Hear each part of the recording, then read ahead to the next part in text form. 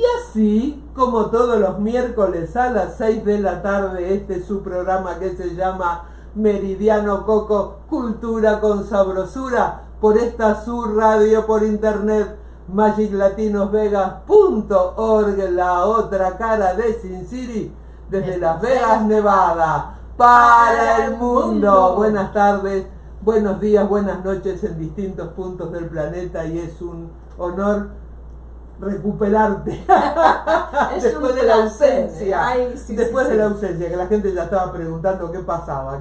Nada, cosas personales, pero ya gracias a Dios todo en orden. Feliz de estar de regreso con ustedes. Feliz de tener a un invitado que es de lujo hoy día, el doctor José Antonio Pérez González. Antes de entrar en el tema de hoy de cómo debe nutrirse una persona, especialmente un niño con discapacidades y en particular con el espectro autista, vamos a hablar de quién es nuestro invitado. Tiene un currículum de vida impresionante. Es un profesional en el área de la salud con formación académica sólida y experiencia especializada en nutrición clínica y asesoría médica. Es licenciado en nutrición por el Centro Universitario de Ciencias de la Salud, con una maestría en nutrición clínica por la Universidad del Valle de México, y con sus pocos años también está haciendo un doctorado en nutrición y farmacología.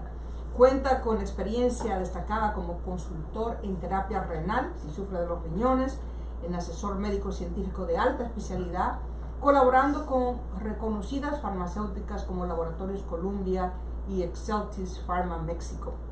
Ha logrado un notable crecimiento de marcas en el sector médico, implementando programas de capacitación, apego a tratamientos y foros científicos en ginecología, nefrología y neurología. Además, como si todo esto fuera poco, dirige 2 consultorios privados, uno aquí en los Estados Unidos, uno en México, de nutrición clínica con especialización en enfermedades crónicas degenerativas. Su formación incluye certificaciones internacionales como ISAC Nivel 1 y participación en foros científicos y académicos. Es reconocido por su liderazgo, habilidades analíticas y compromiso con la educación médica continua. Doctor, Pero gracias. Simplemente que tiene solamente 30 años. Que es una precocidad de hombre. Qué maravilla que usted dice que empezó desde los 18 años en la universidad, y ya a los 23 tenía una licenciatura y siguió con la maestría y siguió con el doctorado. Tiene 2 consultorios. Además es un doctor internacional. Aquí sabemos que trabaja muy de cerca con la fundación de nuestra querida Fernanda Mitchell. Háblanos un poquito, por favor, de cuál es el trabajo que está haciendo con Fernanda y cómo llega usted a trabajar con el autismo en particular. Así es, muchas gracias, Coco, por la invitación. Sí. Es un honor para mí, para el foro, estar aquí con ustedes y platicar un poco la experiencia clínica que hemos tenido. Empezamos a trabajar de la asociación por medio de su hijo, principalmente. Ella decide abrir esta asociación debido a que ella de primera mano ve esta patología, por no decir enfermedad, que sabemos que el autismo es una falta del desarrollo neurocerebral de los niños. No viene siendo una discapacidad, que mucha gente me lo confunde por ese medio, y empezamos a trabajar de la mano. Ella es psicóloga del área clínica también, y empezamos a compartir experiencias y anécdotas, y es cuando se decide abrir la fundación para ayudar a toda la población que rodea prácticamente aquí Vegas, ¿no? Entonces iniciamos el tratamiento junto con su hijo, vemos mejorías, ella me invita a participar en la fundación, y es donde empezamos a captar la atención de todos estos papás que no saben cómo sobrellevar esta patología, cómo hacer ese desarrollo cognitivo-conductual de los niños, y por medio de eso empezamos a trabajar en la fundación. Entonces sí ha sido muy interesante la manera en que algo tan sencillo como la alimentación cambia la manera de relacionarse papá e hijo, y el espectro autista disminuye prácticamente todos los efectos negativos y autoflagelación que este grupo presenta en ocasiones. Es ahí como empezamos a trabajar de este gran proyecto que está creciendo, y esperemos que nos dure muchos años, y estoy aquí para apoyarlos todo lo que pueda. Qué cosa tan bella que no solamente usted tenga su práctica privada, sino que en su corazón también hay espacio para hacer este trabajo pro bono o a bajo costo para nuestras familias. ¿Sabe? Aquí en los Estados Unidos ya hay estados como California, entre otros, donde ciertos distritos escolares han prohibido que tengan, por ejemplo, máquinas de vender sodas por todo el azúcar y la cafeína que tiene la soda. Han cambiado los menús en las escuelas. Todavía nos falta aquí un poquito para llegar ahí. No es una cosa que se ha hecho tan popular, que ha permeado en todos los distritos escolares de este país. Todavía hay niños que le dan cosas con mucho azúcar, con mucha cafeína, con muchos carbohidratos, y luego que regresan al salón de clases o están hiperactivos o se están durmiendo y la maestra no sabe qué hacer con ellos y se pregunta por qué. Háblenos precisamente de esta conexión, de lo que es, como decía usted, la parte conductual, y cómo está esto relacionado con la ingesta de los nutrientes y de la comida que se meten en la boca a los muchachos. Así es, sí, gracias por tu pregunta, es una excelente pregunta. E independientemente del tema de autismo, que es el que vamos a tocar hoy, el consumo de alimentos chatarra, como bien lo mencionas, influye en toda la patología. Entonces, un niño con sobrepeso, un niño con malos hábitos va a ser un adulto enfermo. Entonces, desde ahí hay una alteración en el desarrollo neuronal de este grupo de pacientes, y súmale que tienen ya un diagnóstico de trastorno del espectro autismo, que lo vamos a llamar TEA, trastorno del espectro autista. Prácticamente el espectro autista tenemos mucha limitante en el diagnóstico porque es un espectro que se desarrolla desde el embarazo. Hay ciertos estudios que cuando la persona está embarazada, en este caso la mamá, y está en contacto con diferentes tipos de herbicidas o diferente entorno ambiental, genera o favorece la prevalencia de autismo en niños. Entonces, desde ahí ya tenemos un punto crucial, la exposición que tienen las embarazadas para generar esta patología. Súmale a eso que el diagnóstico es un diagnóstico tardío, porque los niños empiezan a presentar síntomas de autismo hasta los 2-3 años. Cuando ves que no habla a tiempo, que el desarrollo va lento, que quizás comparado con los hermanitos no tiene ciertas funcionalidades, ¿verdad? Es correcto. Entonces, desde ahí ya estamos muy limitados, porque el diagnóstico no es un diagnóstico oportuno, no es un diagnóstico confiable, porque puede ser muchísimas cosas. Puede ser hiperactividad, puede ser, sí, ¿verdad? Justamente. Entonces, se enfoca mucho a que si el niño tiene problemas para conectar con su entorno, o no responde a su nombre, o no te mira a los ojos, que son como unos aspectos muy marcados en autismo, ese desarrollo que se alinean los juguetitos en línea. Entonces muchas veces nosotros como padres no identificamos a tiempo como esas señales, o no le damos la importancia necesaria de que nuestro hijo a los 5 años no habla, y otras personas te lo dicen, oye, a su tiempo, ¿no? A su ritmo, cada quien se desarrolla. Sí, estoy de acuerdo, pero hay ciertos factores que debemos de presentar muy puntuales, y vamos a hablar de eso también. Lo voy a interrumpir, vamos a saludar a Fernanda Michel, que nos está mirando. Gracias. A Xiomara Ramírez, que nos está mirando, y a Mari Ibarra de Ocampo, que nos está mirando, y a Moni Orozco, que nos está mirando. Gracias, chicas, por estar aquí con nosotros y con el doctor. Excelente. Entonces, como tal, el diagnóstico, introducción del entorno del espectro autista. ¿Cómo se hace diagnóstico en estos niños? Como bien te lo comentaba, el diagnóstico empieza desde la gestación, desde que la paciente está embarazada, desde que el niño nace, desde que presenta estos síntomas que ya hablamos, no responde a su nombre. Los niños como tal, hasta por mismo instinto, buscan la mirada de los padres o la mirada de las personas que están hablando. Entonces, cuando un niño te quita la mirada o no te hace caso prácticamente, ahí es un foquito que se te prende para un diagnóstico oportuno. Cuando el niño no responde por su nombre, cuando el niño tiene movimientos involuntarios, o las manos, cosas así es, o incluso hay algunos pacientes que han presentado autoflagelaciones, niños de repente que se arrancan sus dientes, se golpean, se rasguñan. ¿Por qué? Porque ese tipo de pacientes tiene una hipersensibilidad sensorial. ¿Qué significa eso? Que todos los sentidos de este grupo de pacientes están sobresaturados y están superexpuestos. ¿Qué quiere decir? Hay pacientitos con autismo que ven los colores más vivos que nosotros, o vivos que otras personas, o más tenues. ¿Sí? Los ruidos les molestan. Hay pacientes que incluso la misma masticación, que prefieren evitar alimentos fritos, capeados, o incluso que son crujientes, porque la masticación les molesta tanto que prefieren evitarlos, o pacientes que no prefieren las papillas por la consistencia. Todo eso son señales de alarma, que necesitamos nosotros como padres identificar a tiempo, ¿no? Entonces desde ahí y hay un foquito rojo para el autismo. Como tal, el trastorno es el neurodesarrollo. Se inicia principalmente en edad infantil.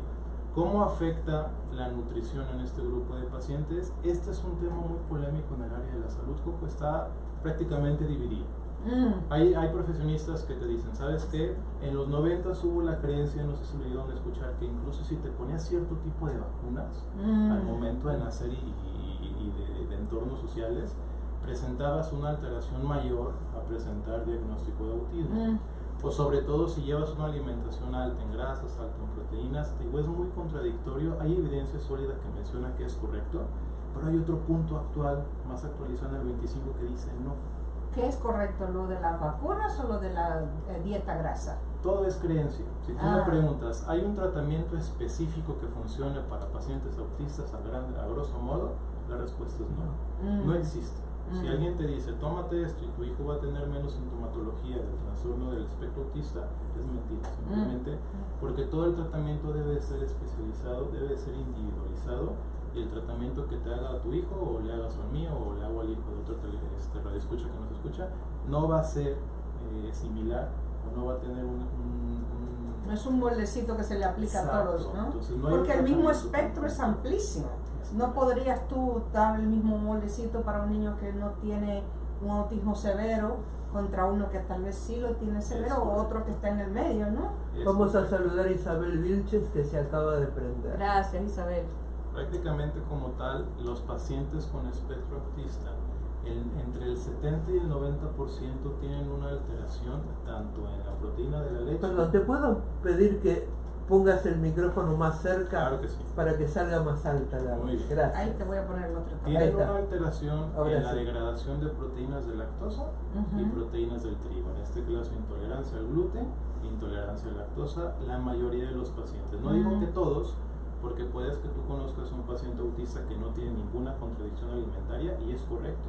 Es como te dije ahorita, no hay un negro, no hay un blanco. El espectro, como bien lo comentaste, es un espectro muy amplio que abarca diferentes zonas, y no es posible tener un tratamiento conjuntual para todo este grupo de pacientes. O sea, no se puede englobar a todos en un solo círculo, es súper individualizado.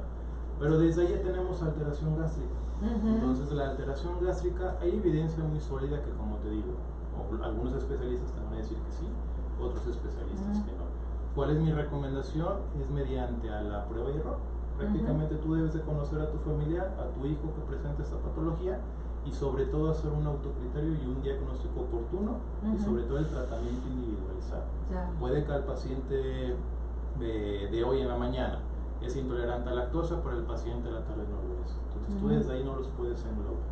Pero ya sí es muy sabido científicamente que presentan esas alteraciones gástricas, y desde ahí es un foquito rojo. ¿Cómo te vas a dar cuenta que el pacientito ha tenido una alteración? Gases en exceso, distensión abdominal, y sobre todo los problemas de autoflagelación, los movimientos involuntarios se van a alterar. Esto debido a una enzima que este grupo de pacientes autistas está comprobado que no tiene la misma secreción enzimática que una persona sin este diagnóstico. La enzima peptidilpeptidasa 4 prácticamente nos ayuda a la degradación tanto proteica, tanto de grasas, tanto de hidratos de carbono. Entonces, al no tener esta enzima estos pacientitos, hay evidencia que esto favorece los movimientos involuntarios, pero te digo, la evidencia actual dice, ¿sabes qué? Eso no es cierto. Pero no te puedes dar un diagnóstico de acuerdo al criterio, porque a lo mejor la población que agarraste para hacer ese estudio no tenía la alteración enzimática, y la otra población que sí agarraron para hacer el estudio donde sí se comprobó, sí la tenía. Entonces no hay manera de englobar todo, y no hay posibilidad de decir, ¿sabes qué? La nutrición es importante en autismo, o la nutrición no es importante en autismo. O sea, siempre va a ser blanco y negro con los especialistas. Les voy a decir más adelante en el transcurso de la plática cómo hacer o cómo tú darte cuenta para hacer un tratamiento oportuno para tu hijo, porque no te puedes llevar uno de recomendaciones. Una de las cosas que yo hago en mi trabajo es leer precisamente informes, porque los tengo que traducir, que producen todos los terapeutas que trabajan directamente con la población que presenta algún tipo de trastorno, discapacidad, trastorno de desarrollo, lo que sea. Una de las cosas que siempre encuentro, casi como un denominador común cuando leo los documentos sobre los niños autistas, es que son difíciles para comer. No les gustan todas las cosas, les gustan pocas cosas y quieren comer esas todo el tiempo. Pero una dieta variada, díganme ustedes si sí o no es necesaria. Y si un niño nada más le gusta comer una sola cosa, ¿de dónde agarra los nutrientes? ¿Y cómo se puede resolver esto? Así es, muy interesante la pregunta, pero volvemos a lo mismo. Al tener una sobreestimulación sensorial, no sabemos si ese pequeñito prefiere ciertos alimentos por la estructura, por el sabor, por el olor, la textura o visualmente. Entonces eso es lo que te dije al inicio. Desde ahí el tratamiento del infante va a ser muy individualizado. No podemos decir, ¿sabes qué? Mi hijo prefiere solamente las pastas, le voy a dar verduras. A lo mejor tu hijo el color verde lo relaciona a algo que no es apetitoso para él, o sea, que no le genera ese apetito. Incluso también el sistema neurocognitivo con ellos y sensorial está alterado. Hay algunos pacientes que tienen ya un grado de alteración neuronal que ni siquiera sienten hambre, ni siquiera sienten sed. Entonces la mejora continua del pacientito se empieza en casa. Tú tienes que identificar qué le gusta a tu hijo, a qué hora come, o incluso si no lo has identificado, empezar a relacionarlo. ¿Sabes qué? Esto le gusta, es color verde, o esto no le gusta, es color rojo. Entonces ahí mismo ya podemos hacer el tratamiento individualizado. Todo eso nosotros no lo vemos en una consulta. No, es en el transcurso de meses, en el transcurso de años incluso el tratamiento, para llegar al tratamiento adecuado de ese paciente, porque es tan individualizado el tratamiento que es imposible contestar la pregunta, ¿no? ¿Cómo hacer para que mi hijo absorba todos los nutrientes requeridos para el crecimiento? Es prácticamente imposible en este tipo de espectro, porque es un espectro global. O sea, abarca tanto el consumo, como bien lo dijiste, ¿no? Si no es apetitoso para el pacientito por la estructura, por la consistencia, por el olor, por el sabor, o incluso lo que te comenté al inicio, ¿no? Por la masticación, que el paciente se escucha masticar y dice, ¿sabes qué? No. Inconscientemente va a decir, no lo quiero, y no lo va a comer. Y es por eso que el paciente autista tiene una dieta muy limitada por ese tipo de preferencias, pero cuando se logra identificar la preferencia del paciente, es ahí donde ya se hace el tratamiento adecuado y ya podemos embarcar y englobar todos los nutrientes que necesita. Pero algo muy interesante, si de plano no hemos identificado eso, es suplementación. ¿Cuáles son los suplementos necesarios en pacientes con autismo? Omega 3, de preferencia que solamente sea el 3. No sé si has escuchado que viene en conjunto 3, 6 y 9. El 9 favorece la inflamación. Entonces, el 3 solamente para pacientes con autismo, solito, porque el 6 y el 9 favorecen un poquito la inflamación y nos va a funcionar. Vitamina A, vitamina C y magnesio. Esos son los 4 elementos necesarios, o micros y macros, para una alimentación relativamente completa. Pero volvemos a lo mismo, contestando la pregunta que me dices, y es mediante las consultas y el seguimiento que podríamos optar por el tratamiento adecuado. Como te digo al inicio, no existe un menú, por así decirlo, que digas, dale este menú al paciente y va a requerir todos los nutrimentos necesarios. No, porque no lo van a hacer. Yo creo que si se lo damos a 150 pacientes, 2 me lo hacen y a la semana me lo evitaron. ¿Por qué? Por todo esto que hemos estado platicando. Entonces, desde ahí ya nos damos cuenta de todo lo que tenemos que englobar, haciendo una recapitulación, preferencias de los pacientes, diagnóstico oportuno a una edad temprana. Existe también incluso un tipo de autismo que es retraso o progresivo al desarrollo. ¿Qué significa esto? Pacientes relativamente sanos, niños con un desarrollo normal, que de un día a otro dejan de hablar, que de un día a otro dejan de caminar. ¿Por qué? Porque ese es raro, ese espectro autista. Como que se dispara pero tarde. Está presente. Sí, yo he conocido. Entonces también así es la manera en que nosotros hacemos con un diagnóstico oportuno. Mientras más temprano sea posible, pues es mucho mejor un tratamiento, porque tenemos tiempo de englobar las preferencias de ese grupo. Entonces ahora sí que, papás, es nuestro trabajo principal hacer un diagnóstico no tanto visual, no tanto de seguimiento médico, sino de entorno familiar. Conozcamos a nuestra familia, a nuestros hijos principalmente, que es donde se desarrolla el autismo en edad gestacional. Y una vez identificado eso de la mano de los especialistas, vamos a estar haciendo el seguimiento oportuno. Considero que la nutrición es un 50 o un 70% de todo el tratamiento en Pues pacientes somos lo que autistas. comemos, ¿no? Es correcto. En general, autista o no autista. Así es.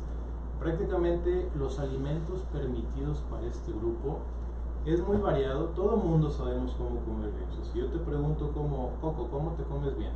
Como nos han enseñado toda la vida, frutas, verduras, carne, no frito, no capeado, no empanizado, es prácticamente igual. El paciente autista no está tan limitado en la alimentación. Puede llevar una vida relativamente, nutricionalmente hablando, normal. Obviamente los alimentos con alto contenido de grasa, alcohol ni se diga, porque hay de repente pacientes que a los 15, 16 años ya generan alguna ingesta de alcohol, inclusive del diagnóstico sin tratamiento, ¿no?, de autista. Entonces desde ahí también está alterado la manera profiláctica de cómo englobar todo junto con alimentación y medicamento. Entonces no hay una limitación tan marcada, no existe tampoco una guía o una recomendación como con otro tipo de patologías de qué sí comer y qué no comer. ¿Sí me di a entender? Entonces, como tal, no hay una manera de englobar los alimentos permitidos y los alimentos prohibidos para los pacientes. Pero aquí vuelve el tema que platicamos al inicio. Si el paciente ya tiene alguna alteración de gluten o alguna alteración de la proteína de leche, ahí ya es una limitante muy marcada. ¿Cómo te vas a dar cuenta si el paciente tiene esa alteración? Como bien te comenté, la inflamación, gases y sobre todo esos movimientos involuntarios alterados. Ahí tú te das cuenta que el pacientito, como a veces o en la mayoría de los casos cuando es un espectro muy avanzado, no habla. Entonces cuando tú ya notaste esos movimientos involuntarios, incluso llegar a flagelación, hay que identificar qué alimento o qué día principalmente generó más de esas alteraciones y sobre todo hacer la evaluación. Hay un tamiz que sí se puede utilizar para saber cuáles son los alimentos alergénicos en población general. Eso también nos ayuda mucho a nosotros para saber qué sí y qué no dar a los pacientes. Vamos a saludar a Zaira Torres, que nos está viendo, y a Gabriela Carvajal, que nos está viendo. Gracias, Zaira, gracias, Gabriela, un placer tenerlas aquí. Doctor, hablemos un poquito de, por ejemplo, hay niños que yo leyendo estos informes dicen solamente quiere pizza y pollito frito y papitas fritas, ¿ok? Y quizás, como dice usted, no quiere verduras, no quiere nada, ni fruta roja, ni amarilla, ni naranja. ¿Cómo se le puede engañar? ¿Qué se le puede hacer? Perdón, una batida, se puede liquificar. ¿Cómo solucionar esto? Muy bien. Antes de que caiga en un problema de desnutrición crónica. Así es, contestando a tu pregunta, una vez que identificaste la preferencia alimentaria del infante, probablemente si prefiere los alimentos que mencionaste, tiene una preferencia a los productos fritos, a los productos altos en harinas y a los productos también altos en grasa. Una vez que tú identificas esto, el tratamiento que nos marca las guías es hacer una ingesta alimentaria o alguna disminución en este grupo de alimentos, pero hay que hacerlo escalonado. No le puedes quitar al paciente de golpe porque le vas a generar ansiedad, le vas a generar y te hacen unas pataletas, te tumban la casa. Entonces así vamos a estar incluyendo los alimentos progresivamente, como bien lo acabas de mencionar.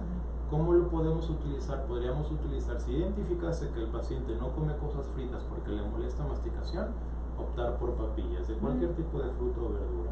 En pacientes y en todos los niños en general se deben de evitar los alimentos altos en semillas, lo que viene siendo la tuna, lo que viene siendo las pitayas, algunas frutas también típicas con muy alto contenido. La tuna es un cactus en México, ¿no? Es la fruta como tal de cactus. Todos los alimentos que tienen semillas en exceso, fresas en diferentes bibliografías lo piden que lo eliminen por ser un alimento alergénico. Porque hay algunas culturas que no tenemos esa disposición de hacer desinfección correcta, desinfectar los alimentos, y tenemos la ingesta directa de como viene en bolsa, y al tener poro prácticamente ese alimento en específico, pues es más fácil la proliferación bacteriana. Entonces tú desde ahí a tu hijo le tienes que ir agregando poco a poco, identificar que sí y que no. ¿Y cómo se desinfectaría una fresa? Lo correcto es hacer una desinfección mediante cloro o mediante también alguna formulación ya específica para desinfección. Entonces, vamos a saludar a Castro que nos está mirando. Gracias. Porque después se enoja. O sea, lavar la fresa con cloro, dice usted. Cloro y agua, pero es una cantidad mínima de cloro. Estamos hablando de gotas. Estamos hablando de 5 a 10 gotas por litro promedio, incluso 1. Algunas bibliografías y algún tipo también, dependiendo también el tipo de químico que estamos utilizando, si es un cloro más concentrado, si es un cloro para los trastes, para todo, o sea, todo eso influye. Entonces ya para contestar tu pregunta puntualmente, debemos identificar el producto, a qué concentración esté, y hay una tablita muy interesante que te marca las gotas de acuerdo al alimento. Si son alimentos, frutas y verduras es cierto porcentaje, si es agua es cierto porcentaje, pero por lo general estamos hablando de gotas. 2, 3, 5 gotas, muy exagerado, por cada 5 o 10 litros, depende mucho, pero eso sí, ya venden productos ya más especializados para la desinfección. Entonces desde ahí también ya estamos generando un factor externo o de exposición al paciente para que empiece a generar problemas gastrointestinales. Por ejemplo, una pacientita me dijo, no le doy frutas crudas, por así decirlo, fresas, uvas, frutas que no se tengan que pelar, prácticamente por eso. Y al momento de hacer el diario de 24 horas, el infante consumía esos alimentos, le pregunto a la mamá cómo los está desinfectando. Me dice, es que ya vienen así desinfectados desde el supermercado, ¿no? Ahí viene la etiqueta, listo para consumir. Desgraciadamente, al momento que los abres, generamos algún tipo de contaminación. Entonces tú desde ahí ya tienes que identificar qué le hace daño a tu hijo, qué productos no consume y qué productos ir aumentando progresivamente. El tratamiento que hacemos es un tratamiento de 6 meses, en donde el pacientito vamos a meter escalonadamente los alimentos que no acostumbra. Frutas, probamos 10, 15, 20 frutas, vemos cuál le gustó, cuál se comió, cuál me dejó, cuál me aventó, cuál vomitó incluso. Entonces, en base a eso, como te digo, el tratamiento es tan individualizado en cada paciente que no hay una guía, como te dije al inicio. Dale pera, papaya, chayote, jícama, pepino, ahí todo junto, dependiendo de la consistencia. Aquí entra mucho el diagnóstico de la hipersensibilidad sensorial que tienen los pacientes.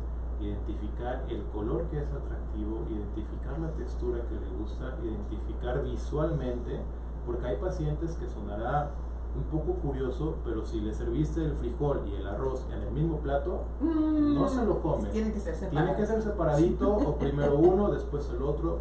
Porque es tanto el desarrollo neuroconductual que tiene ya alteradito, que no para nosotros podría decirse normal, pero para ellos el paciente con trastorno del espectro autista es otro mundo de pacientes.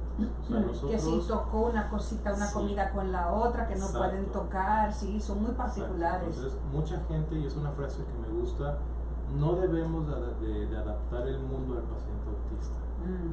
El paciente autista no se debe de adaptar a nosotros, el mundo se tiene que adaptar a ellos. Entonces, es una manera muy global, no hay manera de decir esto sí, esto no con ellos, porque es tan amplio el espectro que incluso pacientes con hiperfoco, pacientes con habilidades excepcionales en el arte, pacientes en música, matemáticas, todo eso que cómo lo explicas, ¿no? Entonces es tan extenso y tan maravilloso el espectro autista que es un mundo diferente al que conocemos en la neurociencia. Una preguntita antes de que usted pase a su próxima presentación. Cuando tienen esta resistencia a la lactosa, pues nos han hecho creer, usted me corregirá si estoy en un error, que a través del consumo de lácteos adquirimos mucha de la vitamina que se necesita para el desarrollo de los huesos, de los dientes, el calcio y todo eso. ¿Cómo podría un padre que tiene un niño autista con resistencia a la lactosa proveerle al niño entonces de esos elementos nutricionales que necesita? Así es, como bien lo dices, la mayoría de las veces nos han enseñado que el calcio es exclusivo de leche, para nada. El calcio está presente en diferentes frutas y diferentes verduras. Si identificaste una fruta y verdura alta en calcio, por ejemplo espinaca, que no le gusta a tu hijo, utiliza suplemento. El cuerpo humano está desarrollado para evitar, en este caso, ya no necesitar la lactasa, que es la hormona encargada de la degradación de la lactosa, A los 18 años, 20 años, la dejas de producir biológicamente, bioquímicamente ya no la produces. Entonces tu cuerpo a esa edad te dice, ¿ya para qué me das lácteos? Ya no los necesito. Incluso también, desgraciadamente, nos han enseñado que todo producto lácteo es lácteo de origen animal. O sea, yo siempre me he preguntado esto, ¿en qué momento se le ocurrió a alguien consumir la leche de un animal? O sea, el cuerpo humano está... Es cierto, eso es claro, para los bebés de la vaca. Claro, o sea, ¿en qué momento a alguien se le ocurrió, sabes qué, voy a ir a mamar la ubre de la vaca, me voy a servir un vaso de leche y me la voy a tomar? O sea, ¿en qué momento a quién se le ocurrió eso? No, si el mismo cabrito y el mismo becerrito llega un momento que ya no quieren más de la ubre. Sí. Entonces, como tal, la leche humana es maravillosa, es el suplemento mejor logrado nutricionalmente del mundo. No se comercializa por temas de tabú, no se comercializa también por altos costos de producción. Imagínate cómo vas a tener... No, es imposible, o sea, no puedes tener una granja de leche materna, o sea, sería hasta inhumano en cierto punto. Pero vi un documental en Netflix donde papá y los otros niños, cuando la mamá tiene suficiente que produce para el bebé y las congela las bolsitas, claro, y toda la familia se la toma. Claro, es un suplemento excepcional, alto en nutrientes, altos en grasas, altos en hidratos de carbono. Es lo único que necesita un ser humano en los primeros 3 años de vida, incluso bibliografías lo marcan 5, para sobrevivir correctamente. A partir de los 5 años el sistema inmunológico va cambiando, necesitas algún otro tipo de micronutrientes buenos y malos para formar la microbiota intestinal. Entonces, como tal, un paciente con intolerancia a lactosa es un paciente que puede vivir sin ningún problema, hablando nutricionalmente, en suplementación. Afortunadamente ahorita tenemos suplementos de todos los sabores y colores, entonces, pero sí es muy importante, antes de dar un suplemento, verificar que el suplemento es necesario en el infante. Desgraciadamente se hace una sobremedicación o automedicación, que la vecina me dijo que a mi hijo le funcionó, que yo fui y lo compré porque lo vi en la tele, me salió un anuncio en internet y vamos y compramos las vitaminas. Las vitaminas principalmente se subdividen en hidrosolubles y liposolubles. Las vitaminas hidrosolubles son las que vamos a estar eliminando por la orina, la que no nos genera nada si se nos pasa el IDR, la dosis diaria recomendada. O sea, tú sobrepasaste tu límite requerido, lo expulsas por la orina sin ningún problema. Complejo B principalmente. Las vitaminas liposolubles, que es la vitamina A, la vitamina D, prácticamente esas vitaminas se almacenan en el hígado cuando hay una sobreestimulación o un consumo excesivo, y es ahí donde vienen los problemas. Es ahí donde un pacientito suplementado exageradamente me presenta un hígado graso, o incluso un paciente adulto que no consuma alcohol sobresuplementado y aparte súmale unos malos hábitos de alimentación, me presentan un hígado alcohólico sin siquiera consumir alcohol, por el exceso de grasas, el exceso de vitaminas liposolubles, que como no lo estamos absorbiendo, van y se enraizan en los órganos, y es donde viene la complicación. Entonces, toda la suplementación, por más sencilla que parezca, vitamina C, vitamina A, vitamina D, todo tipo de suplemento debe estar avalado o autorizado por un profesional para evitar justamente alguna complicación futura. Entonces, como te digo, afortunadamente tenemos un sinfín de suplementos que nosotros nos podemos apoyar para un tratamiento, ahora sí que adecuado, apegado al paciente. Como te lo vuelvo a repetir, es un tratamiento individualizado. No puedes hacer un tratamiento en conjunto, un tratamiento específico para paciente autista, no existe, eso es mentira. Todos los que te digan, haz esto y tu hijo va a tener menos problemas auditivos, cognitivos o de movimientos involuntarios, es totalmente falso. O sea, no se dejen engañar de ese tipo de charlatanes, incluso desgraciadamente personas que se quedaron en los 90s, diagnóstico del tratamiento utilizado. Actualmente en el 2025 hay muchos estudios muy interesantes, y también te quiero platicar rápidamente sobre la inteligencia artificial para el diagnóstico. Han utilizado diversos estudios. Hay un estudio muy interesante en Jerusalén, que incluso lo acaban de publicar este 2025, en donde están utilizando inteligencia artificial para el diagnóstico oportuno de los niños. Han utilizado incluso lentes de realidad virtual para grabar la expresión facial del infante, para saber si tiene algún tipo de TOC o algún tipo de movimiento involuntario facial, movimiento involuntario corporal, y ese mismo sistema de cámaras detecta al pacientito todas las alteraciones que está presentando, tanto visual, tanto sensorial, tanto movimiento involuntario, y es mucho más sencillo el diagnóstico en el 2025. Wow. Diferentes guías, diferentes cuestionarios que tú como papá puedes llenar. Incluso, obviamente un diagnóstico tiene que estar avalado por un profesional, principalmente un neurólogo, es la rama clínica o la rama médica fundamental junto con nutrición y tratamiento de estos pacientes, que tienen que ir de la mano. Entonces, afortunadamente, como te digo, actualmente hay muchísima tendencia, muchísima evolución, y el tratamiento viene siendo también algo muy interesante en los próximos años que en base a la investigación. Sí, entonces, cosas buenas que nos ha traído. Claro, no todo es malo, ¿verdad? Así es. Con la tecnología yo sé que la gente se asusta y dice, no, pues que van a dominar el mundo. No lo dudo, nos van a dejar a todos sin empleo, pero sí, doctor Pérez González, para aquellos que quisieran contratar sus servicios, hablar con usted, consultar con sus hijos su condición propia, ¿dónde lo encuentran? ¿Cómo se comunican con usted? Podríamos utilizar el contacto, como bien lo comentaste al inicio, por medio de la asociación Blues on Faith. Igual al término les dejo los números para por ahí pegarlos en algún link donde vea el video para que ellos se contacten.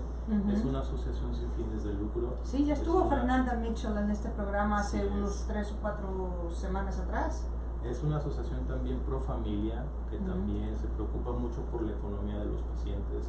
La consulta de un experto tanto en el área médica de nutrición aquí en los Estados Unidos está por arriba de $300, $500. Tenemos un programa activo que las consultas actualmente están a $50, apoyo por familias. Entonces, en base a ellos también se ponen en contacto conmigo, con mi grupo de especialistas, y entre todo el módulo clínico hacemos lo mejor, lo que está en nuestras manos, porque como te vuelvo a repetir, tiene que ser un desarrollo 100% familiar. Y algo bien interesante que les quiero comentar también, que no solo el pacientito con diagnóstico de autismo va a estar en tratamiento. Es un tratamiento que enfoca a toda la familia, porque también si al paciente le damos cierto grupo de alimentos y el papá, la mamá y el hermano están consumiendo frente de él algo que él no puede comer, ¡ay, qué tortura! Viene el problema también neuromotor, viene la autoflagelación. Los pacientes con autismo generalmente tienen la alteración cognitiva alterada cuando hay un factor externo de estrés. Cuando el paciente tiene una alteración emocional, ya sea enojo, desesperación o ansiedad. Es ahí cuando debemos identificar también de que el paciente no solamente el tratamiento es para él, es un tratamiento familiar. Es un tratamiento que vamos a englobar a todo su círculo del pequeñito inicialmente. O si el paciente ya es en edad adulta y quiere empezar el tratamiento o nunca se le dio un diagnóstico oportuno a ver en qué nivel de autismo está, también puede ponerse en contacto y nosotros haríamos todo lo posible para empezar a mejorar la calidad de vida de esos pacientes. Qué lindo, gracias por esa labor y gracias por prestar tanto conocimiento que ha acumulado en tan pocos años y ponerlo a servicio de nuestra comunidad local y de México, allá en Guadalajara y todo el país, ¿no? Así es, Coco. Ya, ¿se nos quedó algo en el tintero? Pues podríamos estar todo el día hablando de esto, Coco. Es un tema, como te digo, muy variado. Es un tema, ahora sí, que necesita ser muy individualizado, pero para hacer un pequeño resumen de todo lo platicado, pacientes con autismo necesitamos identificar la hipersensibilidad que están teniendo, identificar las preferencias, sabores, colores, olores, visualmente, auditivo principalmente. Una vez que identificamos esas preferencias del paciente, y si el paciente está cerrado a solo cierto grupo de alimentos, utilizar escalonadamente los alimentos. Ahora sí que, como te dije al inicio, no hay una restricción específicamente para pacientes con autismo, es una restricción general para todo el mundo. Grasas, frito, capeado, empanizado, embutidos, condimentos, todo eso, tanto tú como yo y personas con el TEA necesitan evitarlo. Entonces te digo, ahí no hay una restricción tan marcada para decirme esto sí y esto no. Una vez que identificamos esto, tratamiento individualizado, tratamiento en el entorno familiar para modificar las conductas alimentarias indeseables de familia, no solamente del pequeño.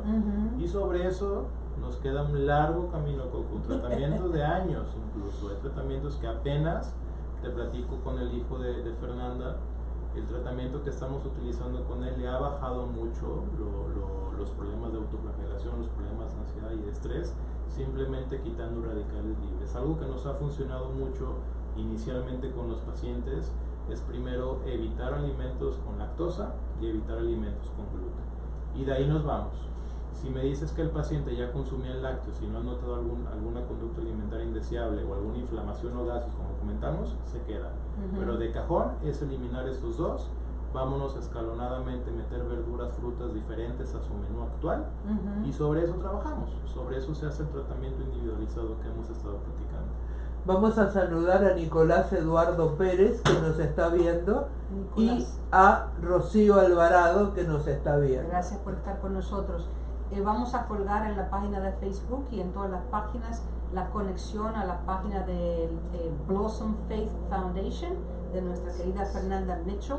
Fernanda, tú también, que sé que estás con nosotros en este momento, puedes subirlo en el comentario, poner los números de teléfono para que todos aquellos que quisieran tener con o sin autismo, con o sin ningún tipo de diagnóstico, pero quieran aprender a balancear su dieta. Han notado que con los años están agarrando unas libritas, que tienen un trabajo quizás como el mío. Mira qué interesante. Dime. Nos saluda Mari Ibarra de Ocampo, y Mari Ibarra de Ocampo dice: yo quiero una consulta donde podemos hablar con él. Ah, sí. Yo tengo el teléfono de Mari. Mari, con tu permiso voy a compartir. Fernanda Michel dice: gracias. Fernanda, ¿por qué no pasas los datos, por favor? Fernanda Michel, 702-720-7357. Repito, 702-720-7357. Fernanda Michel. Gracias. Gracias por su visita. ¿Quieres cerrar con unas palabras de aliento? No, pues para más que nada agradecer, identificar un diagnóstico oportuno en esa y en cualquier patología es clave para una calidad de vida excepcional en los pacientes. Entonces, quedo a su disposición. Algunos otro tema de interés que tengan, yo encantado de venir acá a platicar con ustedes. Ha sido un placer tenerlo. Qué fuente de conocimiento tan magnífica, un manantial. A ustedes, gracias por acompañarnos. Margarita Ibarra dice: gracias, Coco. Y Moni Orozco dice: gracias, muy interesante toda la información. Y así nos despedimos hasta el próximo el próximo miércoles a las 6 de la tarde en este su programa Meridiano Coco, Cultura con Sabrosura, por esta su radio, por internet, magiclatinosvegas.org, la otra cara de Sin City, desde Las Vegas, Nevada, para el mundo. Ya no me vas a tener